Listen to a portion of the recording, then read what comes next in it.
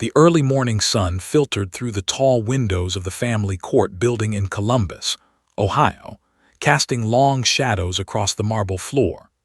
9-year-old Emma Martinez sat rigidly on the wooden bench outside courtroom 7B, her small fingers gripping Bailey's soft golden fur like it was the only thing keeping her anchored to reality.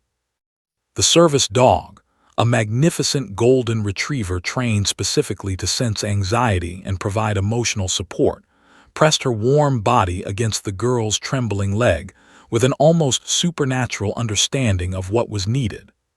Bailey's dark eyes tracked every movement in the hallway, her protective instincts fully activated.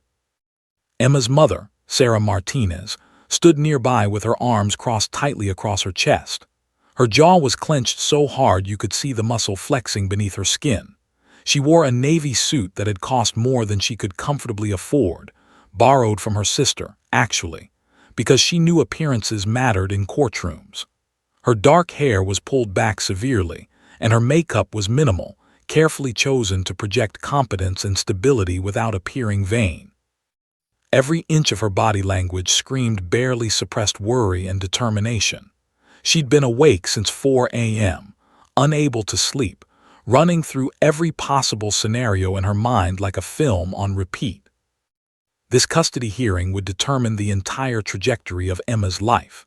It would decide whether this beautiful, intelligent, sensitive child would remain with her loving but struggling mother, or whether she would be forced to live full-time with her paternal grandmother, a woman who had never shown genuine warmth toward Emma and whose parenting methods belonged to another era entirely.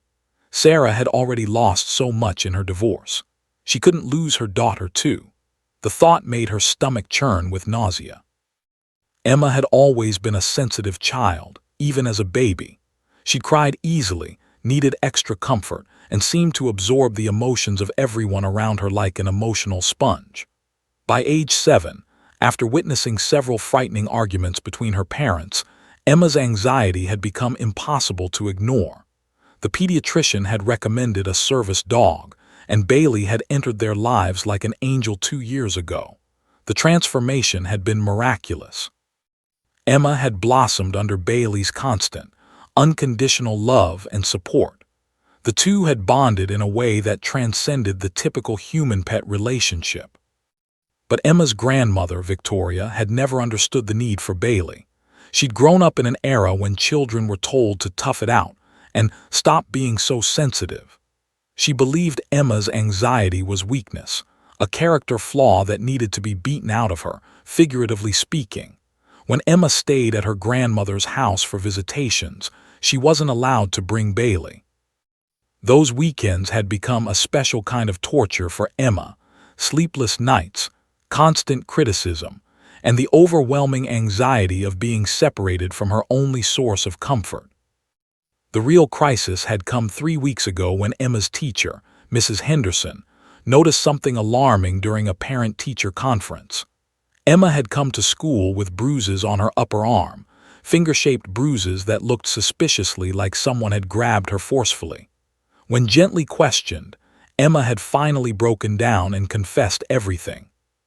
Her grandmother had been increasingly harsh during visits, locking her in her room as punishment for minor infractions, leaving her without meals, and making her feel utterly unwelcome in her own family. The final straw had come when Victoria had locked Emma in the garage for 2 hours as punishment for spilling juice on the carpet. Sarah had immediately contacted a family law attorney, and now here they were. The case had been assigned to Judge Harold, and Sarah's heart had sunk when she heard the name. Had a reputation. Everyone knew it. He was known for being dismissive of child witnesses, skeptical of abuse claims, and biased toward grandparents' rights. He believed that children were unreliable, easily coached by vengeful ex-spouses, and prone to exaggeration. In his courtroom, the burden of proof seemed to fall entirely on the child, not on the accused. Emma gripped Bailey's fur a little.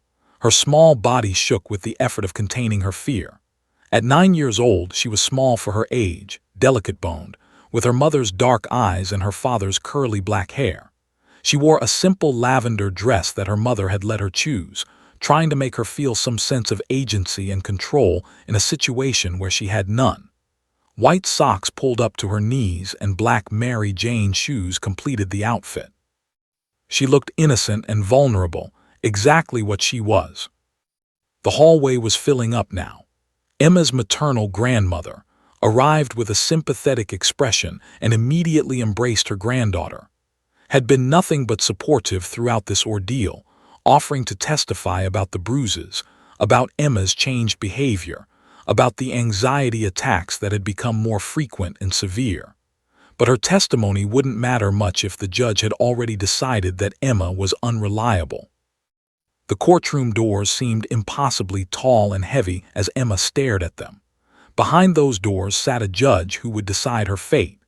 Behind those doors sat her grandmother, who had already hired an expensive lawyer to defend herself against the allegations. Behind those doors was the machinery of justice that had already failed so many children in similar situations. Bailey suddenly stood up and placed her paws on the bench beside Emma, her face level with the girls. She licked Emma's cheek gently, and for just a moment Emma felt the smallest spark of hope. Bailey believed in her. Bailey knew she was telling the truth. Somehow, that felt like it might be enough. Sarah looked at her daughter and her heart broke into 1,000 pieces. Emma looked so small, so fragile, so alone despite being surrounded by people who loved her.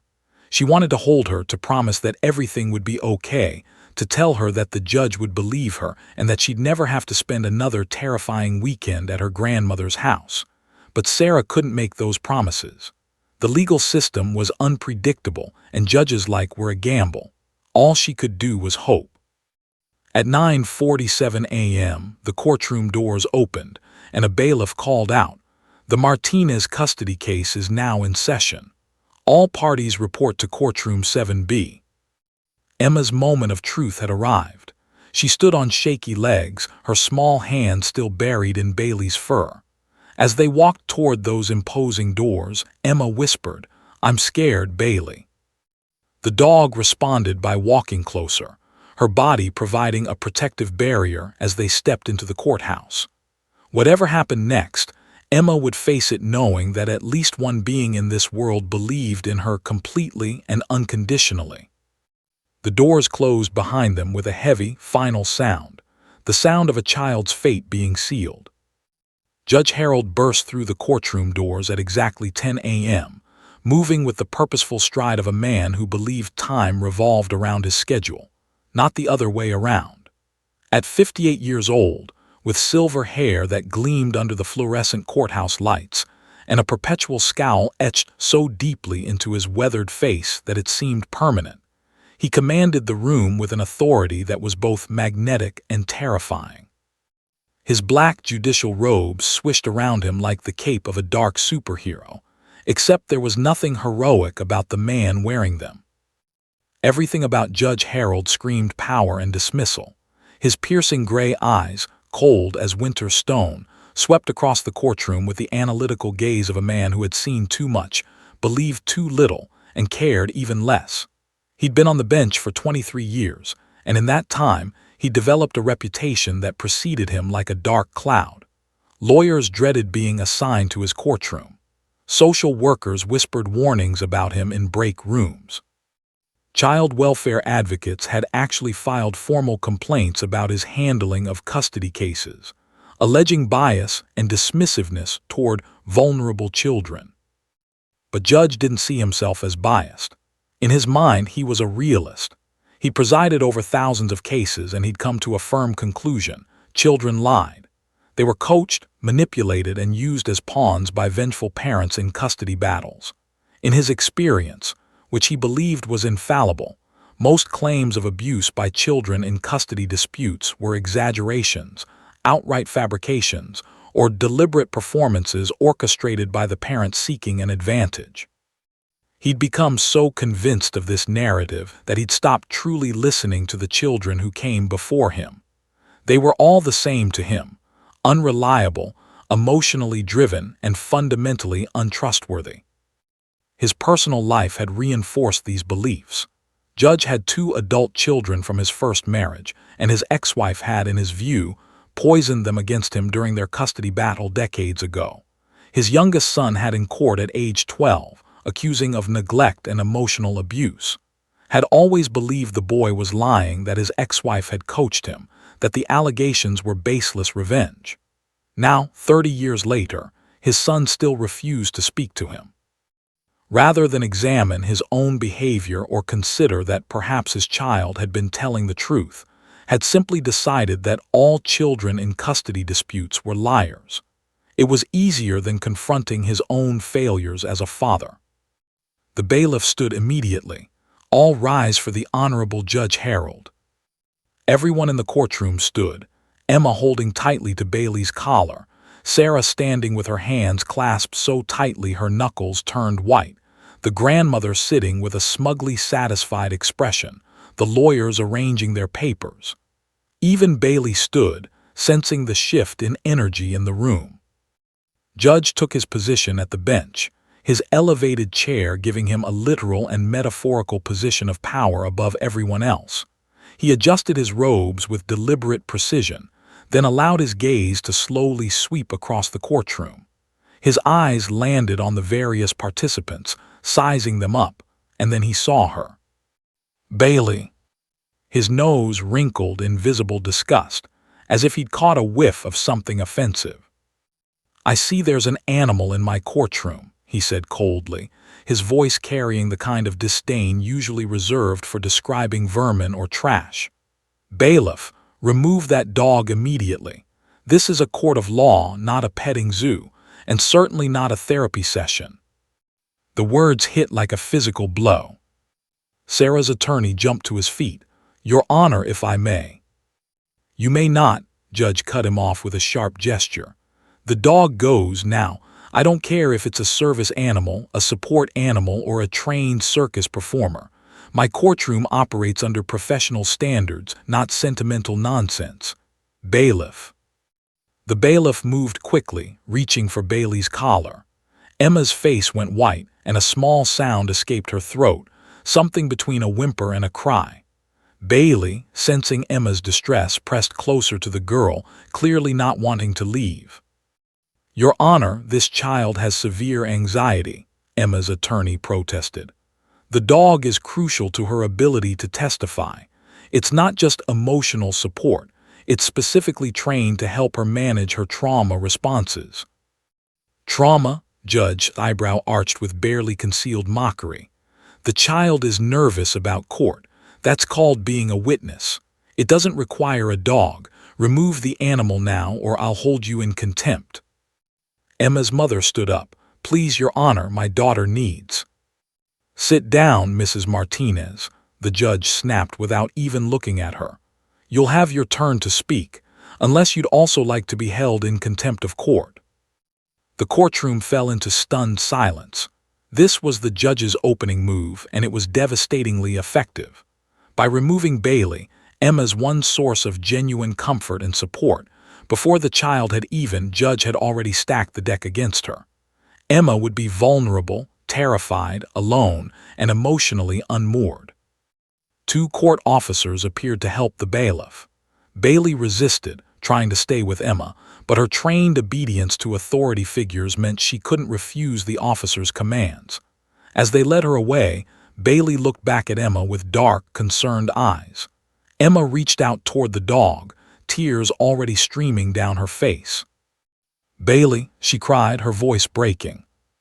"Get the dog out of here," Judge said impatiently, as if the child's distress was merely an annoying inconvenience. He shuffled some papers on his desk, deliberately avoiding looking at Emma's devastated face. Once Bailey was removed from the courtroom and the doors closed behind her, Judge finally looked at Emma. His expression was one of complete indifference, as if a child's suffering was simply part of the landscape of his courtroom, unremarkable and unworthy of his attention. "Now then," he said, settling back into his high-backed leather chair with the satisfied air of a man who had just demonstrated his absolute authority over everyone and everything in his domain. "Let's proceed. We have a custody dispute to resolve, and I don't appreciate wasting time on emotional theatrics. This is a court of law, not a support group. He looked at Emma's attorney. "Are you ready to present your case?" "Your Honor," the attorney began carefully, "I would like to put Emma on the stand as a witness." "I know what you want to do," Judge interrupted. "That's why you're here. The child will testify, she'll answer my questions, and I will determine what actually happened, free from the distraction of animals and emotional manipulation." He paused, then added with a thin smile, "Children are remarkably suggestible, you understand, especially in high-stakes situations like custody disputes. They know what their parents want them to say. I've seen it thousands of times." These last words were directed at no one in particular, but clearly intended as a warning. Judge had already made up his mind about Emma before she'd uttered a single word under oath. In his view, she was just another child in a custody battle, coached and primed to make false allegations. The judge's skepticism wasn't just an attitude. It was armor, protecting him from having to consider that children might tell the truth, that parents might actually abuse their children, that his role as a judge was to protect the vulnerable. "Let's get the child up on the stand," Judge said, waving his hand dismissively. "We're wasting time." Emma stood on shaky legs, her body now trembling without Bailey's steadying presence. She looked impossibly small and alone as she walked toward the witness stand. Every step felt like walking toward an executioner rather than toward justice. Judge watched her with cold, analytical eyes. He'd already decided her credibility was suspect. He'd already decided this was a custody dispute gone wrong, with a vengeful mother poisoning a child against her grandmother. He'd already decided he wouldn't believe her. And he hadn't heard a single word she had to say yet. Emma's legs felt like they were made of jelly as she climbed into the oversized witness stand chair. Everything in the courtroom seemed to have been designed for adults. The chair was so tall her feet didn't touch the floor, dangling uselessly beneath her like a puppet with broken strings. The bailiff had placed a cushion on the seat to boost her height, but it only marginally helped. She still felt impossibly small, like a child in a room full of giants, all of whom were waiting for her to perform.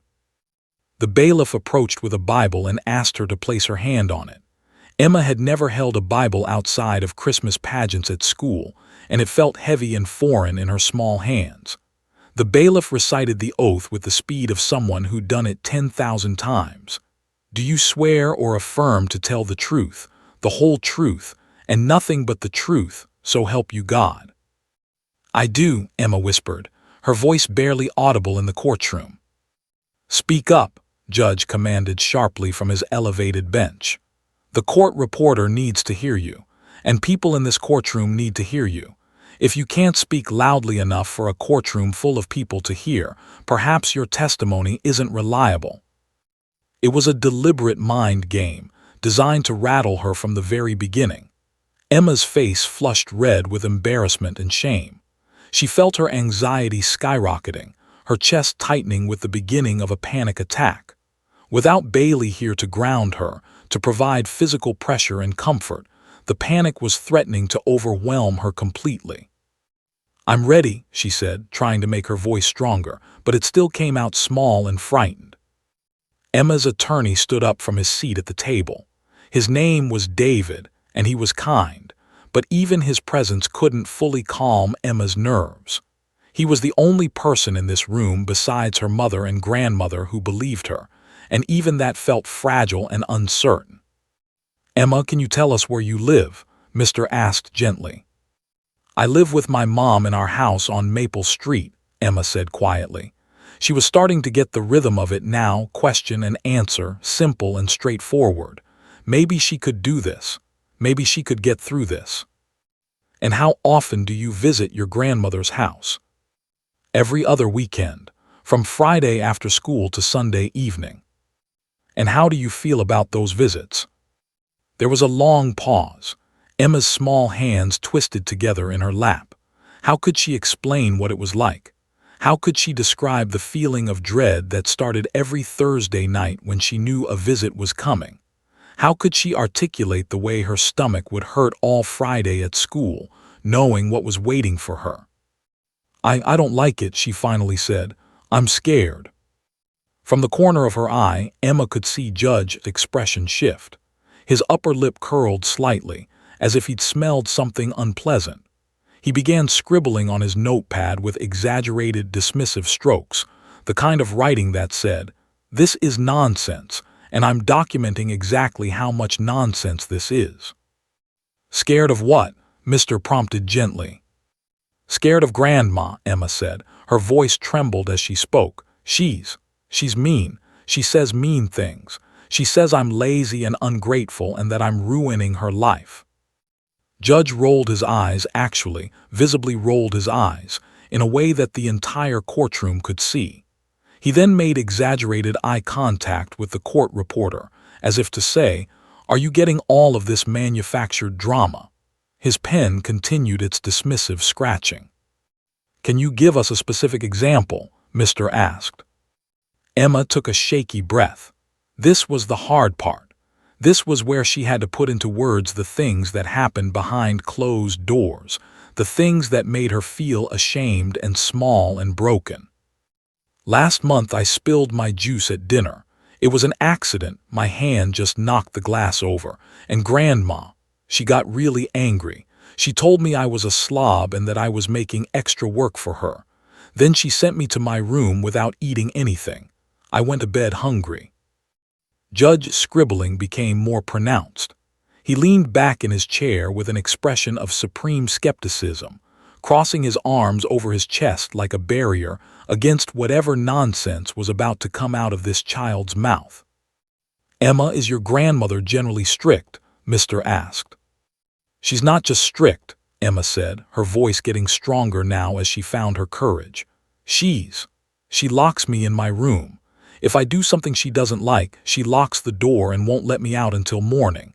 I can't even go to the bathroom. And one time I got really scared because I thought there was a ghost, and I asked if I could come out and she wouldn't let me." The courtroom shifted slightly.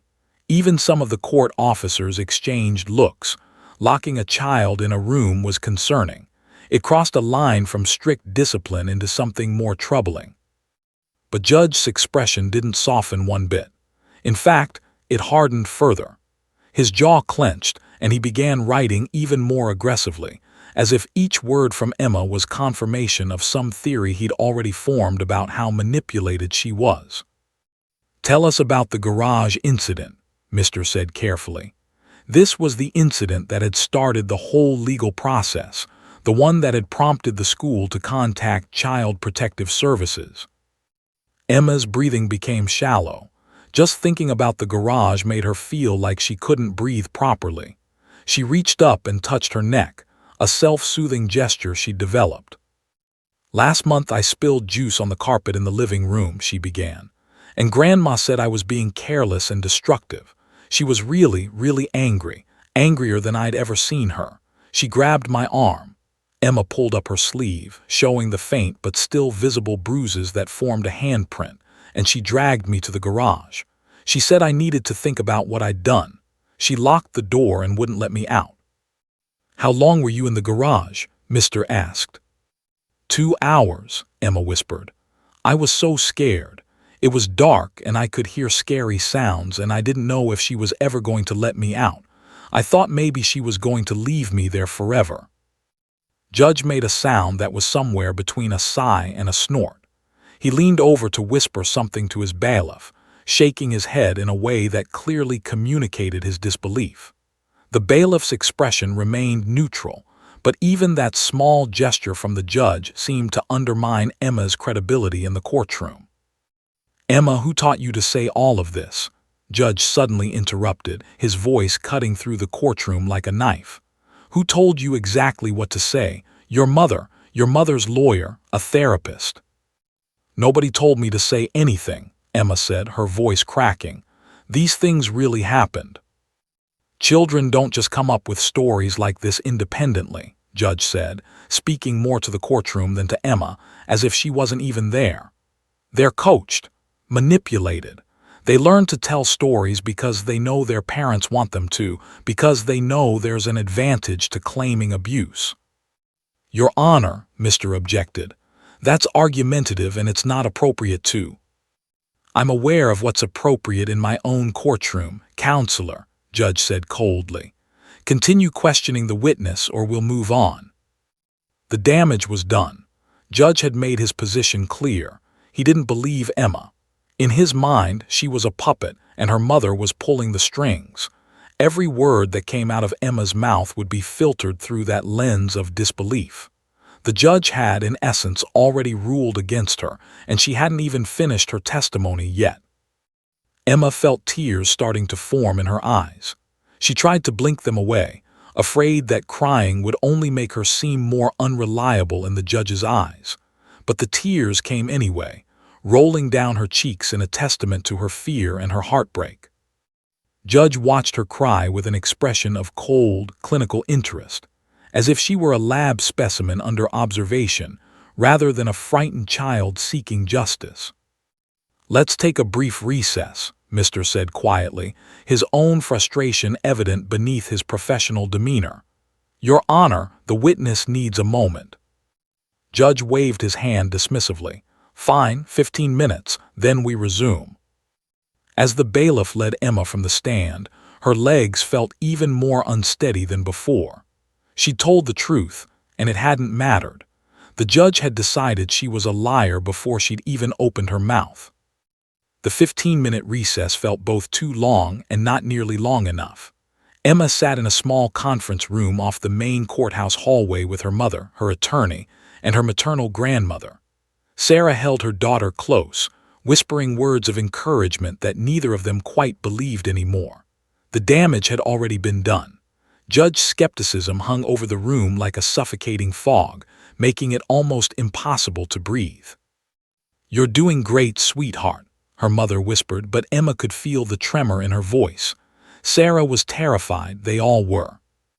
When the bailiff came to collect them, signaling that court would resume in 5 minutes, Emma felt like she was walking toward her own execution. Her stomach churned with nausea. Every step felt heavy, weighted down by the crushing knowledge that this man in the black robe had already decided she was a liar. Back in the courtroom, Emma climbed into the witness stand again. The chair seemed even taller now, the room even colder. Judge settled into his elevated position like a king surveying his kingdom. He picked up his pen, and Emma noticed he'd written COACHED child in capital letters on his notepad, underlined 3 times. He wasn't even bothering to hide his contempt anymore. "Now then," Judge said, his voice dripping with condescension, "let's continue with this story you're telling." The word story was deliberately chosen. By calling it a story rather than testimony or an account, he was signaling to everyone in the courtroom that he believed this was a fiction, a performance, a fabrication. "Ms. Martinez," Emma's attorney began, using her formal name in a way that attempted to restore some dignity to the proceedings, "you mentioned the garage incident. Can you describe?" "Actually, let me ask a few questions," Judge interrupted, setting down his pen with deliberate precision. "Emma, your grandmother locked you in the garage, correct?" "Yes," Emma said, her voice barely above a whisper. "For 2 hours?" "Yes." "And during those 2 hours, nobody came to check on you. Your grandmother didn't hear you crying." I tried not to cry," Emma stammered. "I was too scared." Judge's expression shifted into something resembling amusement.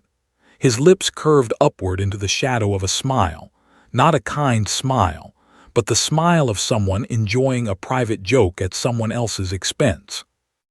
"A 9-year-old girl locked in a garage for 2 hours, scared out of her mind, trying not to cry, and your grandmother, a woman who claims to love you, just leaves you there." He paused, letting the silence stretch. "That doesn't sound like something that would actually happen, does it, Emma?" It was a trap, and Emma fell right into it. She wanted to please this authority figure, wanted to make him believe her. She started to doubt herself. Maybe it wasn't 2 hours, she said hesitantly. It felt like 2 hours. It could have been 1 hour. Or perhaps it was 30 minutes, Judge suggested, his tone silky smooth and dangerous. Or perhaps it was only 5 minutes, and now you're misremembering the details because that's what your mother wants you to say. That your grandmother is so cruel that she'd lock a frightened child in a dark garage for hours. No, Emma said, her small voice shaking. It really happened. Judge leaned back in his chair, steepling his fingers together in front of his face, a gesture of supreme confidence and authority. He looked at the court reporter, then at the gallery where the grandmother was sitting, then back at Emma. "Tell me, Emma," he said with exaggerated patience, as if speaking to a much younger child. "When your mother told you that you'd be coming to court to talk about your grandmother, did she explain to you what was going to happen?" "She said I should tell the truth," Emma whispered. "And did she tell you what she wanted you to say? Did she give you examples of things your grandmother had done? Did she coach you on how to make the allegation sound more dramatic?" "No, she just said to tell the truth." "Children are very suggestible," Judge said, now speaking directly to the bailiff and the court reporter, completely dismissing Emma's responses as if they were irrelevant. "Studies show that when parents are involved in custody disputes, children often adopt the narratives the parents have provided. They begin to believe things happen the way they've been told, even if those things never actually occurred. It's called false memory implantation, and it's well established in psychological literature." He paused, then looked back at Emma with an expression of mock sympathy. "So I'm going to ask you one more time, and I want you to think very carefully before you answer. Did anyone coach you about what to say here today?" Emma's lip began to tremble. The pressure was unbearable. This powerful man was suggesting that she was either lying or manipulated or both. Her entire credibility was being dismantled in front of her. "No," she said, but it came out as almost a question, her voice so small and broken that it seemed to confirm everything Judge had suggested. "That's when he did it." Judge actually laughed. It started as a small chuckle, then grew into a more pronounced laugh. Not the kind of laugh that suggested he'd heard something genuinely funny, but the kind of laugh that conveyed contempt and mockery. The sound echoed through the courtroom, bouncing off the marble walls and marble floor, amplifying Emma's humiliation. Several people in the courtroom inhaled sharply in shock. Even some of the court officers' eyes widened in disbelief. This was unprecedented. A judge openly laughing at a child witness during testimony about alleged abuse. Emma felt her face burn with shame. Tears sprang to her eyes, no longer the controlled, dignified tears of a child trying to be brave, but desperate, heaving sobs that came from deep inside her chest. Her small shoulders shook as she tried to contain the crying, but it was impossible. She was falling apart completely, disintegrating under the weight of this man's open mockery. From the gallery, Emma's grandmother actually smiled. A small, satisfied smile that said she'd won. This judge believed her, not the child. Victoria Martinez's version of events was already established as the truth in this courtroom, and Emma's desperate attempts to speak the truth didn't matter. Sarah Martinez stood up from her seat, unable to contain herself anymore. "Your Honor, this is inappropriate. My daughter is trying to tell the truth." "Sit down, Mrs. Martinez," Judge said coldly, his laughter having subsided into a cold, thin smile. "If you speak out of turn again, I will hold you in contempt. Your emotional outbursts are exactly the reason I suspect coaching in this case." Sarah sat back down, her hands clenched into fists so tight her nails drew blood from her palms. Emma's attorney stood up. "Your Honor, I object to this line of questioning. The witness is clearly distressed, and these questions are designed to—" "I'm well aware of what my questions are designed to do, Counselor," Judge interrupted. "They're designed to get at the truth, and the truth is becoming abundantly clear. This child has been coached, manipulated, and is now breaking down because her story doesn't hold up to any genuine scrutiny." He turned back to Emma, who was sobbing so hard she could barely breathe. Without Bailey here to help regulate her emotions, Emma's anxiety spiraled completely out of control. She felt dizzy, like the room was spinning. Her chest tightened and she couldn't seem to get enough air into her lungs. "Your Honor," Emma's attorney said urgently, "the witness appears to be having a panic attack. We need to." "The witness needs to answer my question," Judge said flatly. "Emma, did your mother—" "I can't," Emma gasped, her words barely intelligible through her sobs.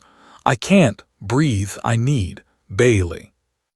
The desperation in her voice, the raw, authentic terror of a child in crisis, might have reached the heart of a compassionate judge. But Judge simply made a note in his file, his expression unmoved. "Call a recess," he said dismissively, as if this child's breakdown was merely an inconvenient interruption to his day. "We'll reconvene in 30 minutes when the witness has composed herself." As the bailiff helped Emma down from the stand, the 9-year-old girl was trembling so violently she could barely walk. Her mother rushed to embrace her, but even Sarah's comfort couldn't stop the panic attack. Emma's eyes darted frantically around the courtroom, searching for Bailey, searching for safety, searching for someone, anyone, who believed her. The courtroom emptied as everyone took the recess. In that moment, sitting in a small room with her mother and attorney, Emma reached what felt like the absolute bottom of despair. She had told the truth, and the most powerful person in that room had laughed at her for it. She had no idea that everything was about to change. She had no idea that what happened next would be so extraordinary, so undeniable, that even Judge's cynicism would shatter like glass. The conference room where they gathered during the 30-minute recess was small and sterile, with beige walls that seemed to absorb hope rather than provide comfort. Emma sat in her mother's lap, her breathing still ragged, her small body curled into a protective ball. Sarah rocked her gently, whispering that it would be okay, that Mommy was here, that they would figure this out. But the words felt hollow and both mother and daughter knew it. David, Emma's attorney, stood near the window with his arms crossed, staring out at the parking lot below. His jaw was clenched so tightly you could see the muscle flexing beneath his skin. He'd been a family law attorney for 17 years, and he'd seen plenty of judges be dismissive of child testimony. But what was happening in Judge's courtroom was something else entirely. It was open, unapologetic mockery. It was judicial misconduct of the most egregious kind. Emma's maternal grandmother sat in a folding chair near the door, her weathered hands folded in her lap. She'd raised 5 children of her own, and she'd never seen anything like what was happening in that courtroom. The pain on her face was profound, the pain of watching a great-grandchild be victimized twice, once by her abuser and once by the system that was supposed to protect her. Sarah looked up at David, desperation radiating from every fiber of her being. "What do we do?" she asked, her voice cracking. "We've lost him. That judge has already decided against us. He's not going to believe anything Emma says. He's already made up his mind." David turned from the window, and when he looked at Sarah, his expression was grim but thoughtful. He pulled a chair close to where Sarah and Emma sat and lowered himself into it, his knees nearly level with Sarah's face. "There's something I need to discuss with you," he said quietly. "It's unconventional, it's risky, and frankly, it might not be admissible in court, but I'm running out of conventional options, and so are you." Sarah's eyes widened with a mixture of hope and fear. "What are you talking about?" David glanced at Emma, then back at Sarah. "I know that Bailey is a trained service dog," he said carefully, "but I also know from our initial consultations that you've been doing some additional training with Bailey, training that goes beyond standard service dog protocols." Sarah's face went pale. "How did you know about that?" "Your intake form mentioned it, and I've been thinking about it constantly since Judge kicked Bailey out of the courtroom," David said. "The form said that Bailey has been trained to recognize Emma's anxiety patterns and to demonstrate physical responses that mirror Emma's emotional state during traumatic memories." Leaned forward from her chair. "It's true," she said. "Sarah taught Bailey a specific signal, a hand gesture, And when Emma makes that signal, Bailey enters a state that demonstrates her understanding of Emma's trauma. It's remarkable, actually. The dog genuinely responds with anxiety markers, elevated heart rate, trembling, protective behaviors. Exactly, David said, his mind clearly working through the legal and practical implications of what he was about to suggest. And I'm wondering if we can use that. Use it how? Sarah asked, confusion and hope warring in her expression. David stood up and began to pace, his hands gesturing as he worked through the idea out loud. Look, we're losing this case based on the judge's predetermined bias against child witnesses and his conviction that Emma has been coached. Nothing Emma says is going to change his mind because he doesn't believe children in custody disputes. He's made that abundantly clear. But a dog can't be coached. A dog can't lie. A dog responds to genuine emotional states based on her training and her bond with Emma.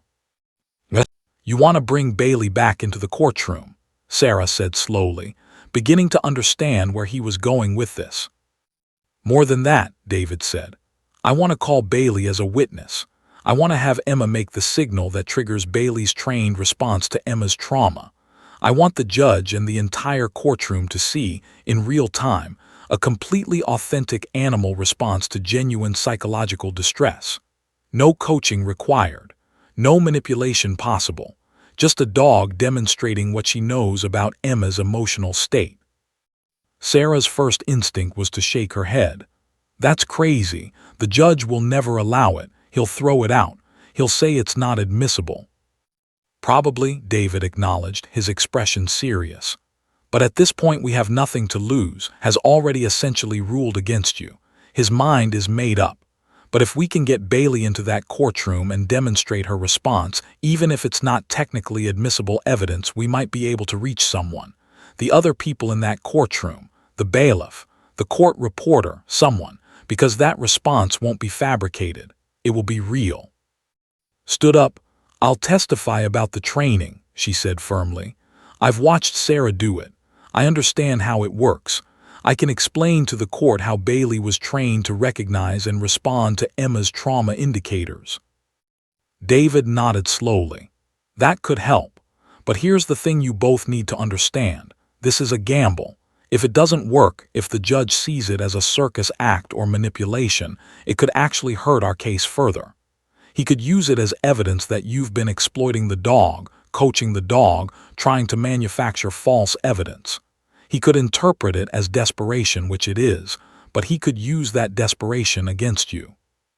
Sarah pulled Emma closer. But if we don't do something, we lose anyway, she said. At least this way we try something. At least this way Emma has a chance. Emma, who had been quiet this entire time, lifted her head from her mother's shoulder. Her eyes were red and swollen from crying, but there was something different in them now, a small spark of hope. Bailey will help, Emma said, her voice small but certain. Bailey always knows when I'm scared. Bailey always knows the truth. The simplicity of the child's faith in her dog was both heartbreaking and powerful. Emma believed in Bailey completely. She had complete trust in the one being who had shown up for her unconditionally from the moment they met. David looked at Sarah intently. We need to move fast. We need to request that Bailey be allowed back into the courtroom immediately, citing new evidence. We need to get the dog in there before the judge can refuse. And we need Emma to make that signal in front of him and everyone else. What if Bailey doesn't respond the way we hope? Sarah asked, voicing the fear that was running through all of their minds. What if the stress of the courtroom affects her? What if the signal doesn't work the way it did in practice? Then we've lost nothing that we haven't already lost, David said grimly. But if it works, if Bailey demonstrates her understanding of Emma's genuine trauma, then we might have just created something the judge cannot dismiss. You cannot argue with an animal's authentic response to real emotional distress. Placed a hand on Sarah's shoulder. This child needs Bailey, she said, and Bailey needs to show what she knows. This is the right thing to do. Sarah closed her eyes for a moment, gathering her courage. The decision was enormous. The risk was real, but the alternative was watching her daughter lose her case, lose her safety, lose her childhood to a grandmother who hurt her. "Do it," she said, opening her eyes and looking directly at David. "Get Bailey back in that courtroom. We're going to show Judge what the truth looks like." David nodded, already mentally preparing his legal arguments for why Bailey should be admitted. It would be difficult. It would be unconventional. The judge would almost certainly be resistant. But sometimes, in a system that had failed a child so completely, unconventional was the only option left. "I'm going to need 30 seconds alone with you, Sarah," David said. "We need to go over exactly what's going to happen, what I'm going to say, and how we're going to position this." Sarah looked at Emma. "Sweetheart, why don't you go sit with Grandma for a minute?" Emma climbed down from her mother's lap and walked to, who embraced her granddaughter tightly. As whispered encouragement to Emma, Sarah stood and moved to the corner of the room with David. "This has to work," Sarah whispered desperately. "I can't lose her. I can't let her be sent back there." "I know," David said, "and that's why we're going to do something extraordinary. We're going to let a dog tell the truth that this judge refuses to hear from a child." As they prepared to return to the courtroom, none of them could have predicted exactly how extraordinary things were about to become. None of them could have imagined that Bailey's response would be so powerful, so undeniable, that it would shatter Judge's carefully constructed wall of cynicism and force him to confront the reality of what had been in front of him all along. They gathered their materials, took deep breaths, and prepared to take the biggest gamble of this case. Emma held her grandmother's hand, feeling the weight of hope settling on her small shoulders. And somewhere in the courthouse, Bailey waited, unaware that she was about to become the most important witness in a courtroom drama. The courtroom buzzed with whispered conversations as everyone settled back into their seats after the recess. Judge sat at his elevated bench, clearly annoyed that proceedings had been delayed. He looked at his watch pointedly, signaling his displeasure at having his schedule disrupted by what he perceived as a child's emotional weakness. Emma sat next to her attorney, her small frame looking even more fragile than before. Her eyes were still red and swollen from her earlier panic attack, and her breathing was still slightly irregular. But there was something different about her now, a quiet determination, a sense that something was about to happen that might change everything. Judge picked up his gavel. "Are we ready to continue?" he asked impatiently. "Or does the witness need more time to compose herself?" David stood up slowly, deliberately. "Your Honor, before we continue with the witness's testimony, the defense would like to make a motion." Judge's expression darkened. He clearly despised delays and procedural complications. "A motion? Now? Can't this wait until after the witness finishes testifying?" "I'm afraid not, Your Honor," David said firmly, his voice carrying quiet confidence. "I believe the motion is crucial to establishing the truth in this case, and I would ask for the court's consideration." "Fine," Judge snapped. "What is this motion?" David took a deep breath. "Your Honor, I would like to request that the court allow the service dog, Bailey, to be brought back into the courtroom as a source of corroborating evidence. The dog has been specifically trained to recognize and respond to the witness's trauma indicators. I believe that allowing Bailey to demonstrate her trained response would provide the court with objective evidence of the genuineness of the witness's emotional distress." The courtroom exploded. Emma's grandmother's attorney jumped to his feet, objecting vociferously. Judge's face turned nearly purple with rage. "Absolutely not," he thundered, bringing his gavel down so hard it echoed through the courtroom like a gunshot. "This is preposterous. This is exactly the kind of circus act I was afraid of. Counselor, you are pushing the boundaries of appropriate courtroom procedure, and I will not tolerate it." "Your Honor," David said calmly, "with all due respect, there is precedent in Ohio for allowing service animals to provide corroborating evidence in cases involving child witnesses." "I don't care about precedent," Judge shouted. I care about the integrity of my courtroom. I care about preventing the manipulation of evidence, which is exactly what this is." "It's not manipulation, Your Honor," David said, his voice steady despite the judge's rage. "It's allowing an animal to communicate what the witness has already to. The dog cannot be coached. The dog cannot fabricate trauma responses. What the dog demonstrates is genuine, physiological, authentic. The dog demonstrates nothing except that you are desperate," Judge said coldly. "Your case is crumbling, and now you want to parade a circus animal through my courtroom to distract from the fact that your witnesses have been thoroughly discredited." But something extraordinary happened next. Emma stood up. The small 9-year-old girl who had been sitting quietly in the chair stood up and spoke directly to the judge. Her voice was trembling, but it was clear and determined. "Please," she said, "Bailey knows the truth. Bailey knows what happened to me. Please let her tell you." The courtroom fell completely silent. Everyone turned to look at this brave child who was asking for one more chance, pleading with this powerful man to listen to her one more time. For just a moment, the briefest fraction of a second, Judge's expression shifted. Something flickered across his face that might have been shame or might have been recognition of the child's courage. But then it was gone, replaced by his usual hardened skepticism. "Sit down," he said to Emma, not unkindly but firmly. Then he looked at David. "One chance, that's it. You bring in the dog, you have 5 minutes to demonstrate whatever it is you think you're going to demonstrate, and then the dog leaves my courtroom. Immediately. If I see anything that resembles a performance or manipulation, the dog is removed and you face contempt charges. Do we understand each other?" "We do, Your Honor," David said. "Thank you for your consideration." Judge gestured dismissively to the bailiff. "Get the dog." The bailiff left the courtroom, and the tension ramped up to an almost unbearable level. Emma's mother gripped the edge of the table so hard her knuckles turned white, whispered a prayer in Spanish, her weathered hands folded in front of her. Emma sat perfectly still, her entire body rigid with anticipation and fear. When the bailiff returned with Bailey, the golden retriever immediately sensed the tension in the courtroom. Bailey's ears were alert, her body posture tense.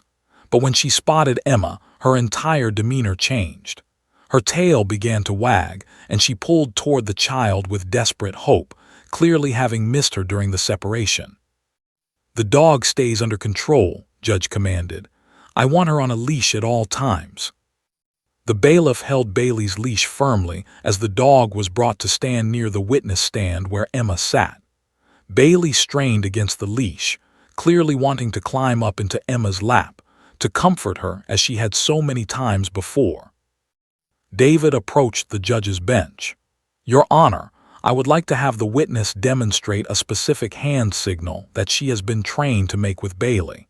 This signal triggers a conditioned response that demonstrates Bailey's understanding of the witness's trauma state." Judge waved his hand impatiently. "Get on with it." Emma took a deep breath. She was terrified. What if it didn't work? What if Bailey didn't respond? What if the judge used this entire thing against her? But then she looked at Bailey, and Bailey looked back at her with absolute love and faith in her eyes. Bailey believed in her. Bailey knew she was telling the truth. Emma raised her hand slowly, making the specific gesture that she and her mother had practiced hundreds of times with Bailey. It was a subtle movement, her hand open, palm facing down, 2 fingers extended, a signal that Bailey had learned to associate with the memories of Emma's worst moments. For a second, nothing happened. Then Bailey's entire body went rigid. The dog's ears pinned back against her head. Her breathing accelerated, becoming rapid and shallow. Her body began to tremble, not the small trembling of a dog responding to temperature, but the full-body shaking of an animal experiencing genuine anxiety and distress. Bailey's eyes fixed on Emma with an intensity that seemed almost supernatural. The dog's pupils dilated. Her heart rate became visible through her chest, her breathing so rapid it was almost panting. And then Bailey did something that made the entire courtroom gasp. The dog walked directly to Judge's bench. But Bailey didn't approach in a friendly manner. The dog moved with purpose, with a kind of protective intensity. She pressed herself against the front of the judge's bench, staring up at him while trembling visibly. Her body language communicated something that couldn't be faked, couldn't be coached, couldn't be. She was communicating her recognition of Emma's trauma, her protective instinct toward the traumatized child, and her anxiety about the child's distress. Bailey refused to move from the judge's bench. She continued to shake, continued to stare at with an expression that seemed to say, "You need to understand what I know." Judge sat frozen in his chair. His earlier dismissive expression crumbled completely. He stared at the dog, clearly shaken by what he was witnessing. This wasn't a performance. This wasn't a trick. This was authentic animal distress in response to genuine human trauma. The bailiff tried gently to pull Bailey away from the bench, but the dog wouldn't budge. Bailey remained there, trembling, staring up at the judge with an almost haunting intensity. The court reporter sat with her fingers hovering over her machine, clearly uncertain whether to continue documenting. The grandmother's attorney sat back in his chair, his face pale. Emma's grandmother's satisfied smirk had been replaced by uncertainty. Everyone in the courtroom could feel it. Something fundamental had just shifted. Then Emma made a soft sound, almost a whimper from the witness stand, and Bailey's head immediately swiveled toward her. The dog pawed at the judge's bench, then began to walk toward Emma, clearly desperate to comfort her. The bailiff maintained the leash, but Bailey's entire body was oriented toward Emma, her distress genuine and palpable. Finally, the bailiff was able to guide Bailey away from the judge's bench. As the dog was led back toward the door, Bailey looked back at the judge one last time with those dark, knowing eyes that seemed to carry the weight of Emma's truth. Judge removed his glasses slowly. His hands were trembling slightly as he set them on his desk. He didn't say anything. He simply sat there, clearly grappling with what he'd just witnessed. Because Judge, hardened as he was, had just experienced something he couldn't rationalize away. He had just seen, with his own eyes, a dog communicate what words could not. He had just witnessed authentic trauma recognition that could not be faked, could not be coached, could not be explained away. Bailey knew. And now so did he. The silence that followed Bailey's removal from the courtroom was deafening. Judge sat completely motionless, his hands folded on his desk, his eyes staring at the space where Bailey had just been. The glasses he'd removed remained off his face, making him look somehow more vulnerable, more human, less like the impenetrable authority figure who had dominated the courtroom just moments before. Emma watched the judge intently, trying to read his expression, trying to understand what was happening behind those gray eyes. For the first time since she'd entered the courtroom, she felt something shift, not quite hope exactly, but the absence of complete hopelessness. A full minute passed in silence. Nobody moved. Nobody spoke. The court reporter's hands remained poised over her machine, waiting for words that didn't come. The bailiff stood motionless. The other attorneys sat frozen in their chairs. Finally, Judge put his glasses back on with deliberate, almost ritualistic precision. He took a sip of water from the glass on his desk, and when he looked back at Emma, something fundamental had changed in his expression. The mockery was gone. The contempt had vanished. In its place was something entirely different, something that looked almost like recognition, like shame, like the dawning realization that he had been catastrophically, fundamentally wrong. "Emma," Judge said quietly, his voice stripped of its earlier coldness, "I would like to ask you some questions, but this time I want you to know that I am genuinely listening to what you have to say. I am not trying to trick you. I am not trying to prove you're a liar. I simply want to understand what happened to you. Can you do that?" Emma nodded slowly, tears beginning to form in her eyes again, but these were different tears, tears of relief rather than despair. When your grandmother locked you in the garage, Judge began carefully, did you feel afraid? Yes, Emma whispered, very afraid. Can you describe that fear for me? What did you think might happen? Emma took a shaky breath. Without Bailey there to comfort her, she gripped the edge of the witness stand, but the judge's changed demeanor made it possible to speak. I thought maybe she would forget about me, Emma said. I thought maybe I would have to stay there forever. I couldn't see anything, and I could hear noises that scared me. I didn't know if she was still mad or if she was going to come back or... Her voice trailed off, but Judge nodded with genuine compassion. Thank you for telling me that, he said. When you stay at your grandmother's house on those weekends, do you feel safe? No, Emma said firmly. I feel scared the whole time. What makes you feel scared? Grandma's voice when she gets angry, the way she looks at me, not knowing what I did wrong, being locked in my room, being hungry. Emma's answers came more easily now, her confidence growing with each gentle question. The judge was no longer trying to break her down. He was trying to understand her, and that made all the difference. Has your grandmother ever hurt you? Yes, Emma said. She grabbed my arm really hard when I spilled the juice. She left marks. Judge leaned forward slightly. Emma, I want to apologize to you. I was wrong to doubt you.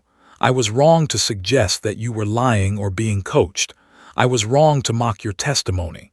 You came into this courtroom and told the truth, even though you were terrified and I should have believed you. I'm sorry. The apology hung in the courtroom like a benediction. Emma's face crumpled, and she began to cry, real tears this time, tears of release and validation, and the recognition that someone powerful finally believed her.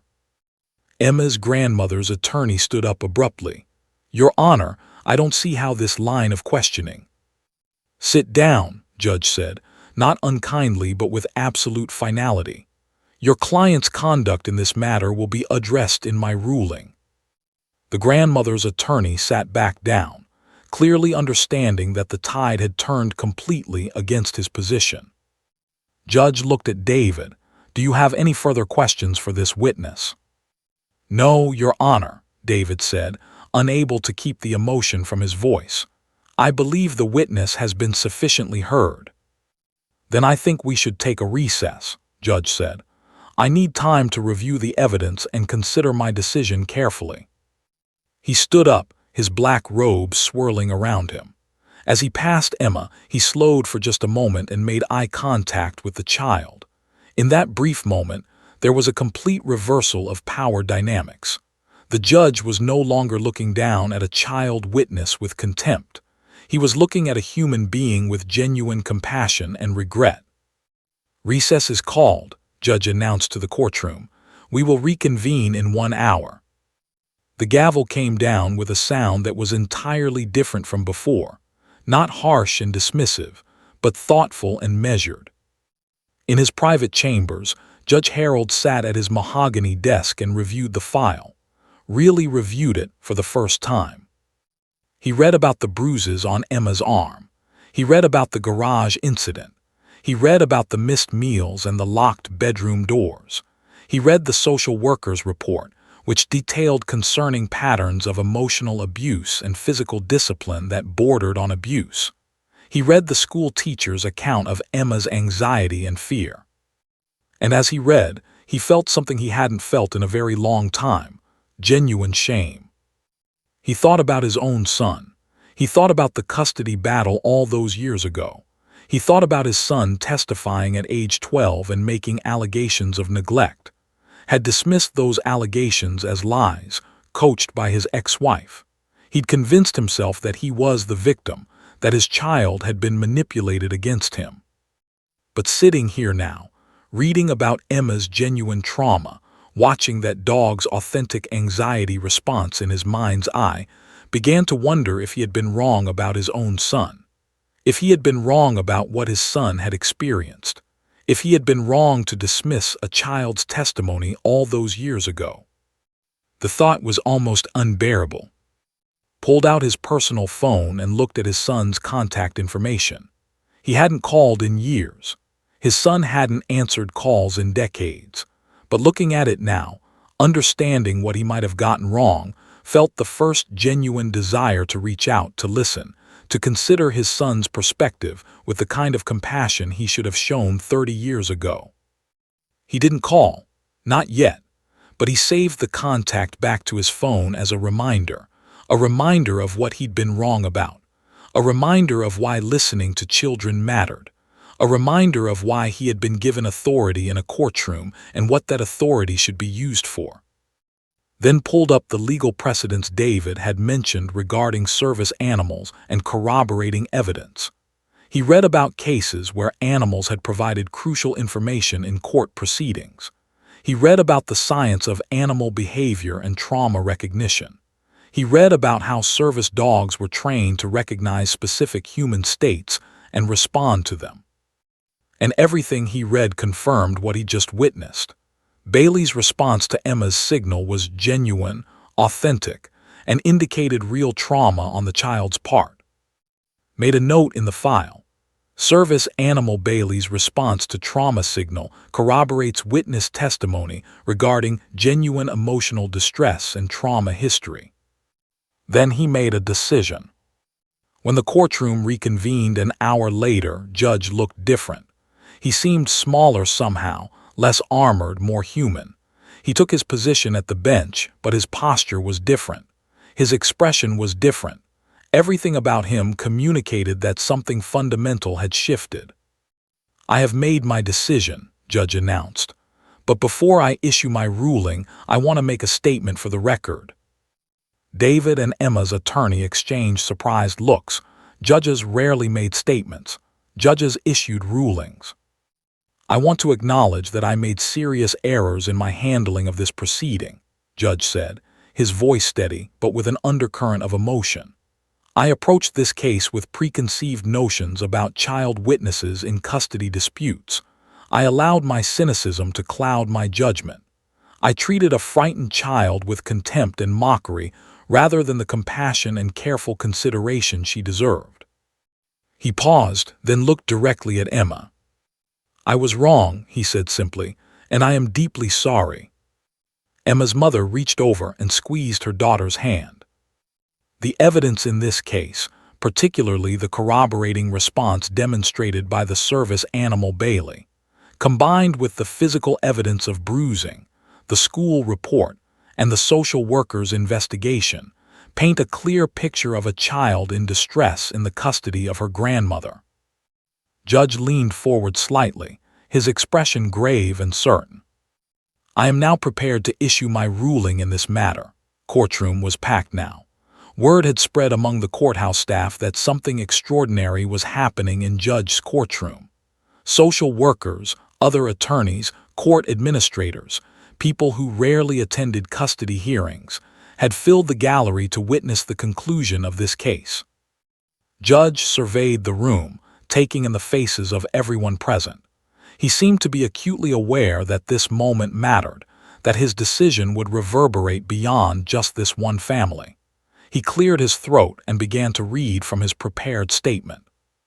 "In the matter of custody of Emma Martinez, born May 3, 2016, I find that the evidence presented demonstrates clear patterns of emotional abuse and physical discipline of concerning severity in the home of Victoria Martinez. The child's testimony, corroborated by physical evidence, school records, social worker observations, and most importantly, the authentic trauma response demonstrated by the certified service animal Bailey, establishes beyond reasonable doubt that the minor child is suffering significant psychological distress in the custody of her paternal grandmother." Emma's mother gripped her daughter's shoulder, tears streaming down her face. "Therefore," Judge continued, "I am awarding full legal and physical custody of the minor child Emma Martinez to her mother, Sarah Martinez. The child shall remain in her mother's primary care. Visitation by the paternal grandmother shall be supervised and limited to 2 hours per week, with visits to take place in a neutral, monitored setting. The grandmother will be required to complete parenting classes and anger management counseling before visitation can be increased. Additionally, the child will have continued access to her service dog, Bailey, at all times, including during any visits with her grandmother. The courtroom erupted in quiet murmurs of approval. The gallery seemed to exhale collectively, as if everyone had been holding their breath. Judge held up his hand for silence. "I am not finished," he said. "I have additional statements to make for the record." Everyone fell silent immediately. "I want to make clear to everyone in this courtroom that I have conducted myself shamefully in these proceedings," Judge said, his voice carrying the weight of genuine contrition. "I entered this case with predetermined conclusions about child witnesses in custody disputes. I brought my own cynicism and bias into my interpretation of the evidence. I mocked a child who was bravely attempting to tell the truth about her suffering. I nearly sent an abuse victim back into the hands of her abuser because I refused to believe her." He paused, allowing his words to sink in. "This child was right. Her testimony was truthful, and I almost destroyed her life because of my own failures as a judge and as a human being. That will not happen again, not in my courtroom." Judge looked directly at Emma. "I want to apologize to you again, Emma, in front of this entire courtroom. You showed more courage than I have shown in my entire judicial career. You told the truth even when you were terrified. You fought for your own safety and when adults around you had failed to protect you adequately. You are an extraordinary young woman, and I am ashamed that I doubted you." Emma felt her mother's arm tighten around her shoulders. She looked up at the judge, and for just a moment their eyes met across the courtroom. She nodded slightly, and Judge nodded back, a moment of genuine human connection between a judge and a child he had wronged. "Furthermore," Judge announced, "I am implementing new protocols in my courtroom, effective immediately, regarding how child witnesses are treated in custody and abuse cases. These protocols will include mandatory training for all court personnel on recognizing trauma responses in children, the presumption that children's accounts of abuse should be taken seriously unless specifically proven otherwise, and the allowance for certified service animals to remain with child witnesses during testimony to provide emotional support." He leaned back in his chair. "The service animal Bailey has taught me something invaluable today. Sometimes the truth is communicated not through words but through authentic response.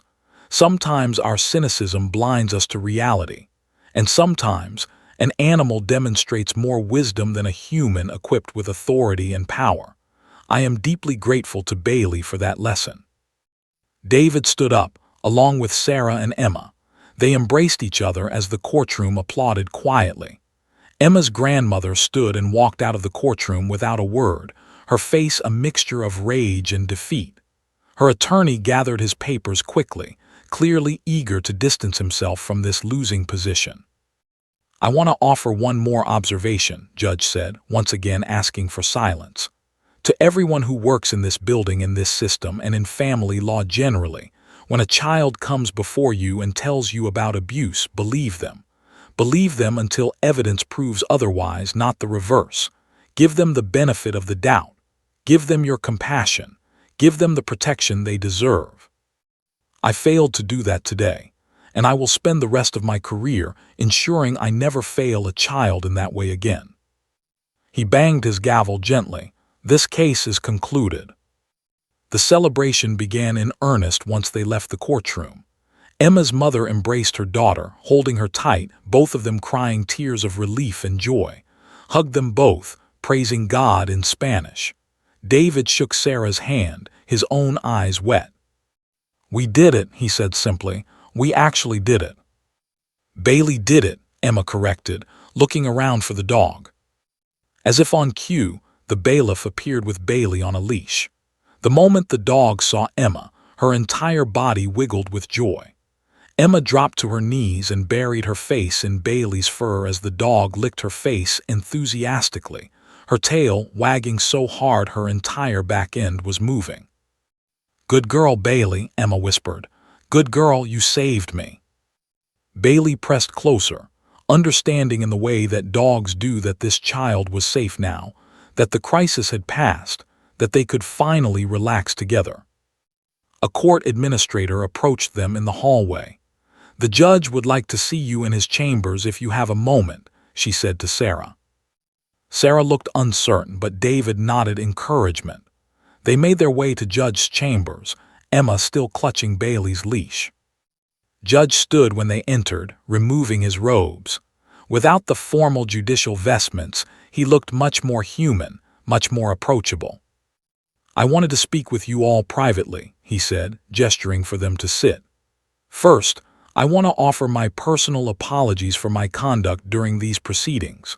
What I did today, mocking a child, expressing contempt for her testimony, allowing my prejudices to cloud my judgment, was inexcusable."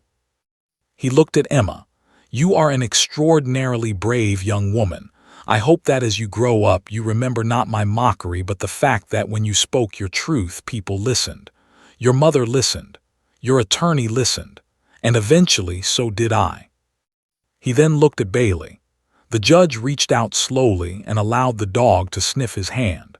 Bailey pressed her head into his palm, and even the stern judge's tough exterior seemed to soften completely.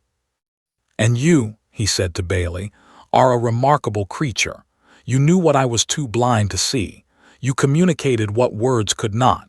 You may have just changed the future of how justice is administered in this building." Outside the courthouse, the late afternoon sun painted everything golden. Emma, Sarah, and stood on the courthouse steps as Emma held Bailey's leash. Reporters who had somehow gotten wind of the story gathered around with cameras and microphones. "Emma, how do you feel?" one reporter asked. Emma looked up at her mother, then down at Bailey. "I feel safe," she said simply, "and I'm glad Bailey got to help tell the truth." The story spread quickly through the courthouse community and then into the broader legal community. Judge's name became associated with his dramatic transformation and his new protocols for child witnesses. Social workers began requesting to have their child abuse cases heard in his courtroom. Other judges started asking about his new procedures, and several began implementing similar protocols in their own courts. But perhaps most remarkably, Judge did something he'd been too proud to do for 30 years. 2 weeks after Emma's case concluded, he called his estranged son. The conversation was awkward and painful, and honest in a way that family conversations rarely are. Judge apologized for dismissing his son's childhood trauma. He asked his son to forgive him for not believing him all those years ago. His son, now a grown man with his own children, wept as he accepted his father's apology. It wasn't a complete healing. 30 years of estrangement doesn't disappear in a single phone call. But it was a beginning. And that beginning was possible because a 9-year-old girl had been brave enough to speak her truth, and a golden retriever had been wise enough to demonstrate it. 6 months later, Judge received a letter from Emma. It was written in a child's careful handwriting. "Dear Judge, I wanted to tell you that I'm doing much better now. My mom and I are happy, and I don't have to go to Grandma's house anymore. Bailey is always with me, and I don't get scared the way I used to.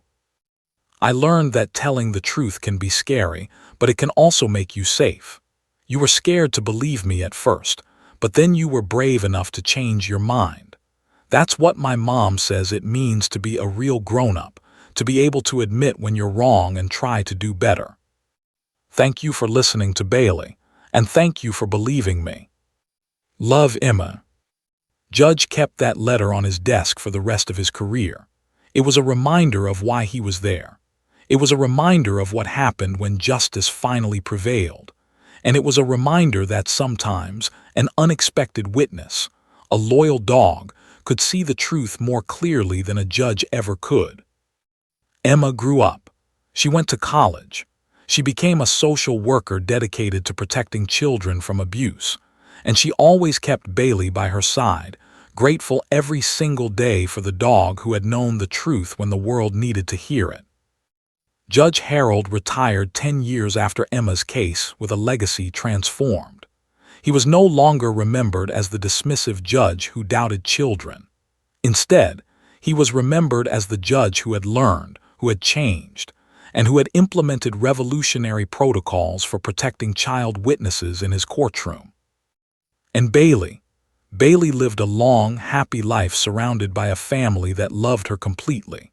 She continued her work as a service dog until her retirement, helping countless children navigate trauma. But she was always proudest of the day she walked to a judge's bench and communicated a truth that words could not express. Some stories change one life. Some stories change a family. But the story of Emma, Bailey, and Judge changed an entire system. And it all began with the courage of a child and the wisdom of a dog.